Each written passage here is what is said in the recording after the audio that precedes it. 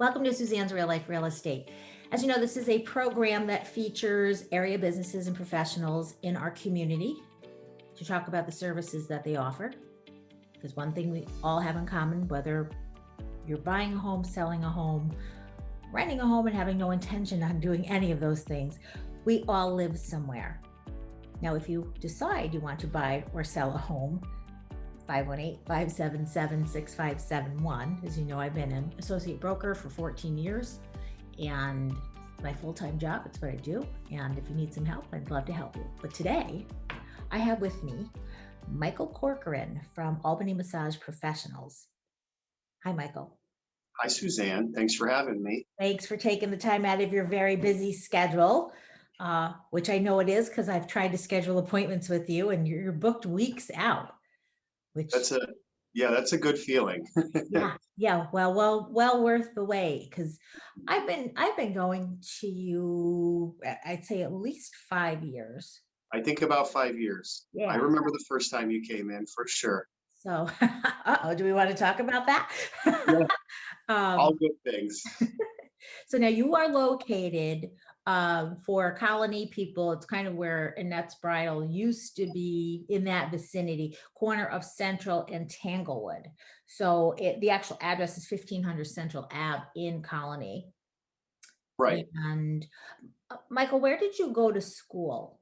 I mean, you grew up where? You went to high school where? And then where did you go to school for massage therapy? Well, I'll take it a step further back and actually tell you how I decided to become a therapist too. It's pretty funny because when I was a little kid, I used to like walk on my mom's back and pinch her shoulders, you know what I mean? And so I felt like I've always kind of been a therapist in that sense. So then fast forward to grew up in the Guilderland. I went to high school in Guilderland, did a lot of growing up around the Capital District. That's where I graduated high school, did a little college, always wanted to be a massage therapist, got some bad feedback from a friend when I was younger. He said he went to massage therapy school. There was no financial aid available at the time. He said he failed the state board 3 times and he was going to give up. And I was like, wow, that's really discouraging, you know? So I kind of put it out of my mind for a while. I did some college, I bounced around, I traveled a bit. I lived in Southern California for a little while. Then when I came back to New York, 2005. In 2006, I found out that I was going to be a father for my first child. And so I said, I better get myself a real job. So I started putting windshields in it safely. You ever see the Safe Light auto glass trucks driving around? That used to be me. Yeah, that's what I used to do. Yeah. The jingle, we all know it. Oh no, please don't. In fact, there was one commercial and people used to tell me, you look like the guy from the commercial. Is that you? I said, no, it wasn't me. So my daughter's mother, she found the school, the Center for Natural Wellness, which is right down the road from my office, actually, which is where a lot of the therapists, I think it's probably, produces the most massage therapists in the area. There's a couple other schools too, but I just loved them. They were close to home. Then when I did go, they did accept financial aid. They had such a level of support that I felt so embraced there. And I felt like there's no way I could fail. And they started, teaching me all the different styles and modalities. It was funny because it's funny in the sense that they taught me Swedish massage, which is a very, specific set of types of strokes, of massage strokes. And it felt very foreign and awkward to me. Okay. But then I went to study shiatsu, which was at the end of the program. And shiatsu is done on the floor and it's all compressions and stretching. And I was like, this feels like the massage I did when I was a little kid. I said, I'm crawling around on the floor. I'm pressing on people. I'm using my feet, my knees. I said, this is the massage I always knew how to do. So I was just very grateful to get to learn all that. And then after I graduated, I said, I love this place so much. I love the Center for Natural Wellness so much. I wish I could just stay here and get paid for it. So as soon as I was able, I went and became a teacher there. Oh, you must have been great at that. You must have been Oh, I 'cause you're love so it. open and you're so calm. But Thanks. Michael, the difference between when you first thought about this Mhm. and then when you actually did it and you saw all those changes where financial aid was available and things, what was the time period? What was the span in that? Like what I'm curious about is how massage evolved and grew during had to be a short period of time. Yeah, because when I really seriously considered it, it was probably when I was getting ready to graduate high school. So that was 2001. So it's probably like 01, 02 is when I was like starting to really seriously consider going to massage school. okay. Um, but I, I didn't actually go look into it. I only went off of the feedback that a friend of mine had given me, he Right. was a few years older than me. So he graduated before me. He went to massage school when he was, right out of high school. But so then you Uh, actually went to massage school when? I actually went to massage school. I started in 2009. So in a 8 year period, the the industry changed and It was did. more Yeah. mainstream. Do you think that's a fair word? Mainstream that people Um, it seems so new age and weird. You, that, I think what ended up happening was there was some really dedicated people who wanted to take massage out of the realm of just some luxury mhm. and make it more of medical functional treatment. And so they really went to bat for the industry, and so did the school. The school had a big part in that too. And so I can't tell you exactly who is the ones who made financial aid available, but by the time I went and interviewed at the school to be a student there, they told me financial aid was available, and it made a big difference. It made it able. And in fact, I went to they had different programs. They had a full-time program, which wouldn't have been an option for me. I was, the sole provider for our family. I was working full time. My daughter's mother stayed home with our daughter. Um, and I said, there's no way I could go to school full time during the day and work full time. That's not going to work. But they had an evening program. So I did a part time evening program for 22 months. Went to work full time doing the windshields during the day, and then 3 nights a week and one Saturday a month, I would go and take classes for 3.5 hours a night. Now you said, which I didn't know this, that you had to take the boards for this. Yeah, Right. So now, how many hours did you need to have under your belt before you were eligible to take those? 1,050 hours, which actually, Wow. yeah, yeah, and I'm really glad about that, honestly, because we got to cover so many subjects. I got to get so much clinical practice. I got to delve into the science of it, which I really loved. I mean, I got to learn every single muscle in the body, every action that it does, everywhere that it attaches, all those fun Latin names, names like obturator foramen. And I could draw a lot of these up still, and I think that's part of what makes me a good teacher at the school too. Um, but uh, where oh, Well, lost my train. Hang it's on. okay. We're gonna get in because we're gonna get into the nuts and bolts of this because Okay. massage is often thought of as just something that, rich housewives go do. I'm gonna go get a massage. And wow, there's so much more to it. So I have a feeling we're not gonna be able to do this in a half an hour, which Okay, that's fine. which is a compliment. What is the phone number to the your business, or is it better if people do this schedule their appointments online? Either one's fine. The reason I do recommend people to go online is because we have all of the therapist schedules, mine and the Yeah. other therapist schedules available, and it's a little easier to sit and compare to what's going to work for someone's own schedule to book the appointment. Right, because But you can pick what kind of massage and the time and yeah, get and who you want. right. What's the name of the website?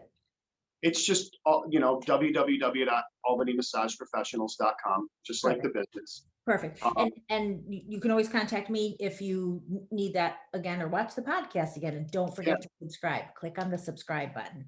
But Michael, and take your time with this because like I said, I don't think we're gonna fit all this in, which is wonderful. For people who have never gotten a massage, because again, a lot of people think a massage is just, well, I mean, I don't want somebody just, touching me. It's not just somebody just rubbing your back. Step one, what should somebody wear when they're going to get a massage? that there again, it depends on the kind of massage you're going to get. Hmm. Um, so I think we should back up just a little bit to Sure. what you said first, and you know, taking it out of the realm of rich housewives kind of as a luxury. Yeah. Because I think, you know, and I think even the media outlets are guilty of this. A lot of movies and stuff like that. You know, you see the person with the robe on in the spa, the cucumbers over the eyes. Right. The therapist comes in, they don't even talk to them. The therapist comes in and rubs lotion on their back and it feels nice, right? Right. That's a spa. That's not what we do.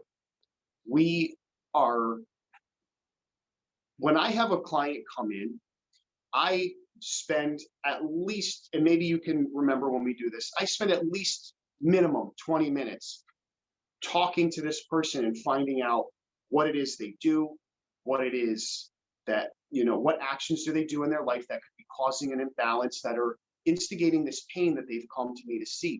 Because I'm seeing more and more clients that are coming to me and saying, look, I've been to my primary, I've been to my chiropractor, I've been to my neurologist, and I've got this pain that I can't seem to do anything about. Please help me because I want to get back to living my life without this pain. It's become, you know, in some cases almost debilitating. And obviously, you know, outside of the realm of medical intervention, I can help a whole host of symptoms that people are experiencing.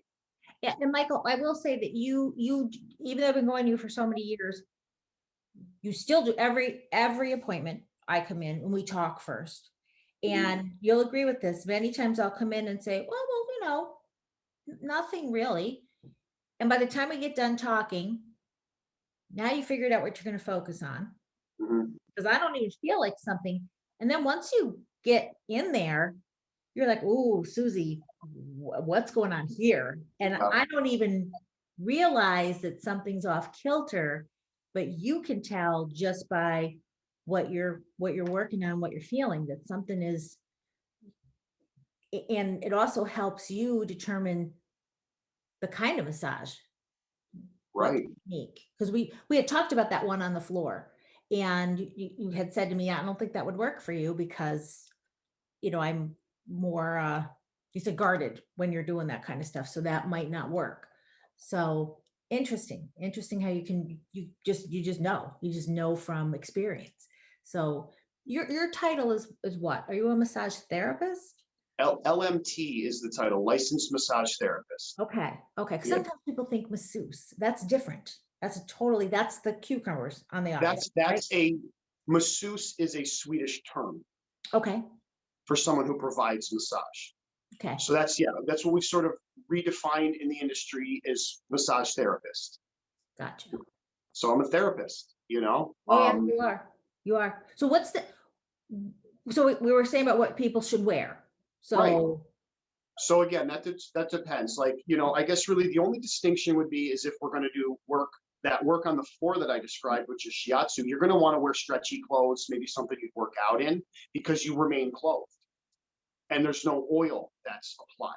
I mean, there's not to say that I couldn't stop and apply a little oil in a specific spot, you know what I mean? But typically during that style of massage, and again, like I said, I'm not going to totally limit myself just because someone comes in for a floor treatment doesn't mean I'm not going to do what I feel is indicated and most beneficial in that moment.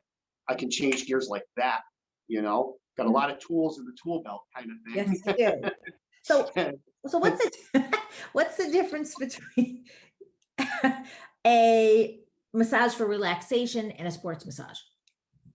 Okay, so that kind of ties into what we've been talking about. So if you're going to come in for table work, um, that typically people get undressed for that because the blanket is going to be covering them the whole time. So the therapist will never see any sensitive areas of the body, right?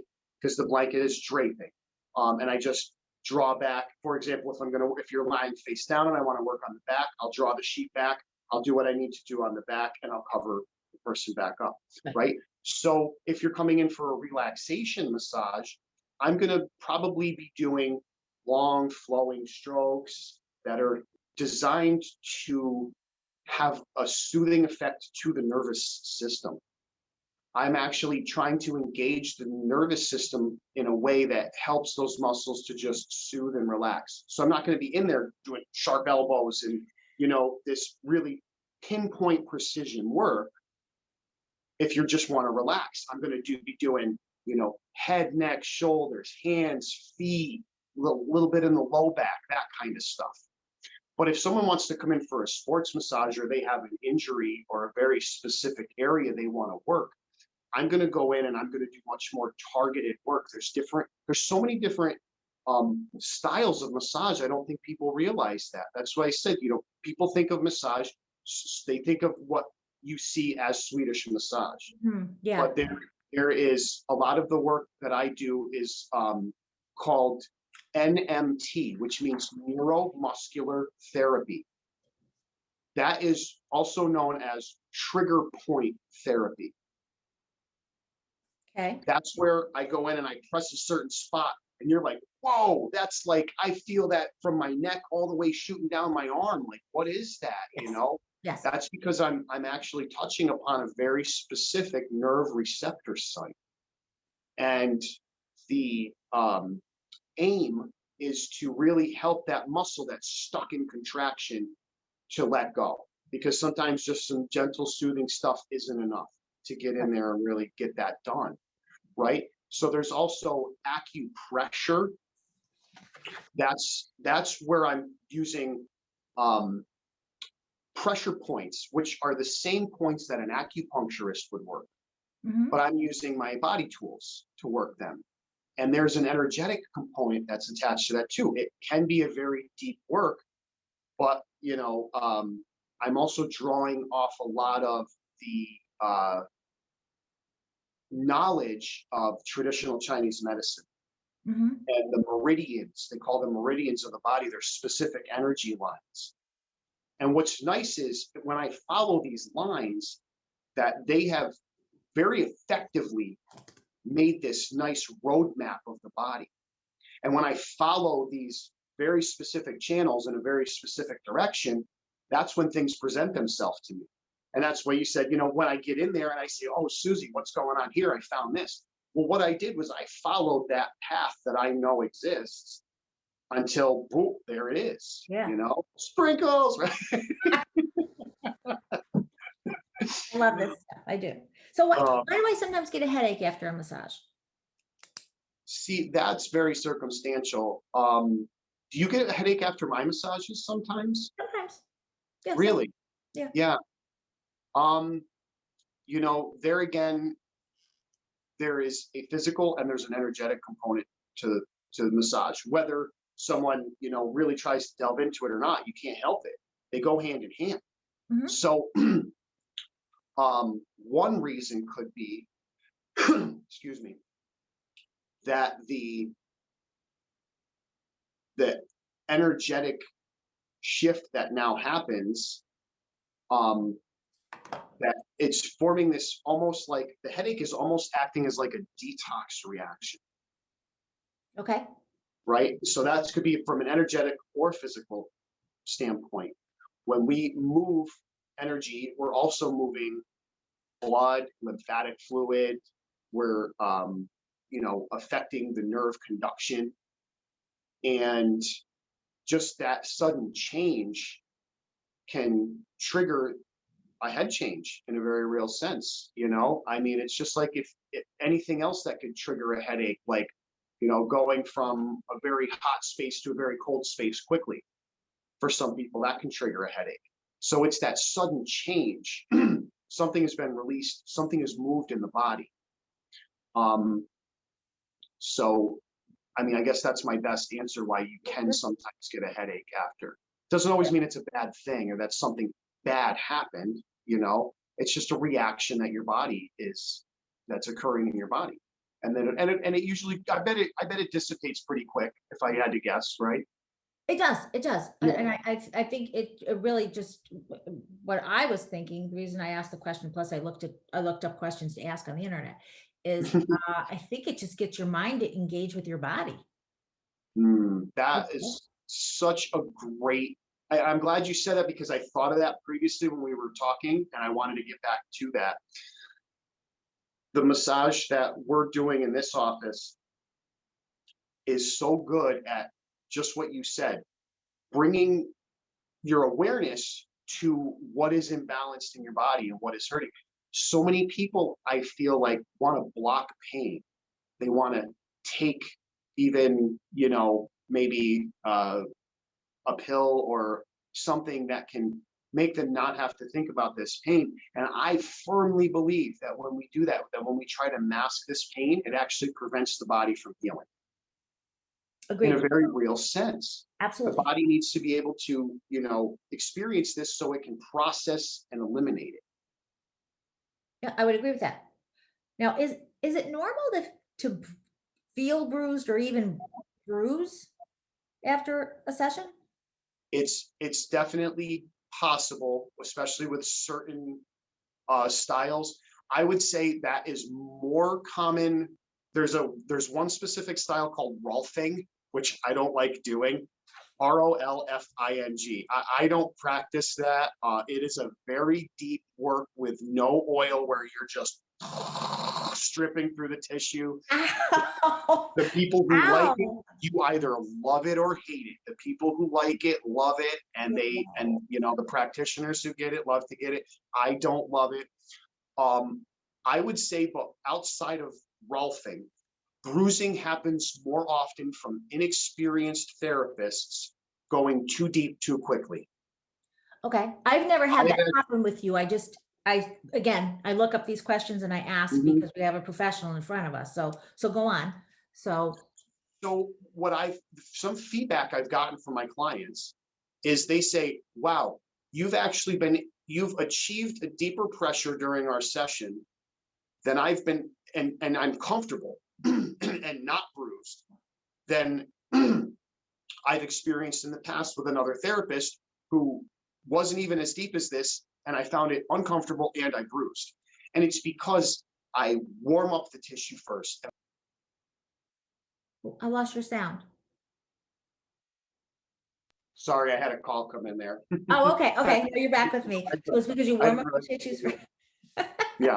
Do not. So I warm up the tissue and I wait for the tissue to respond.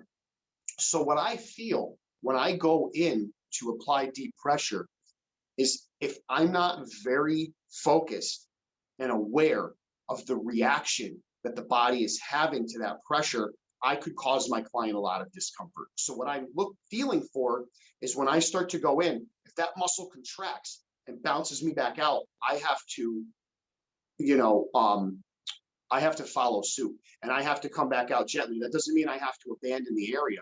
That just means I have to go back in slowly and wait for the tissue to respond. So I'll, you know, and I said there's, you know, a very physical and an energetic component to my work. Energetically, what I feel is like a magnetic repulsion. I go in and like if you try to put two opposite poles of a magnet together and they push away, when I'm going in too deep, if I'm going to cause someone discomfort, I feel that it's like a bouncing right back out.